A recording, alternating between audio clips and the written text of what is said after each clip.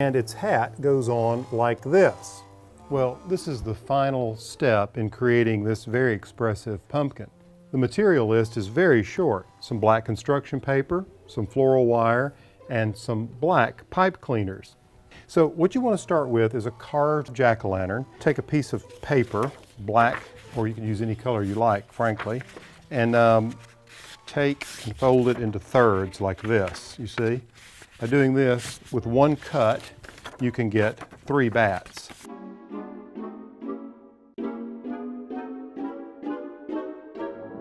Three bats. You take one of these floral wires and you put a little 90-degree turn on it, like that, see?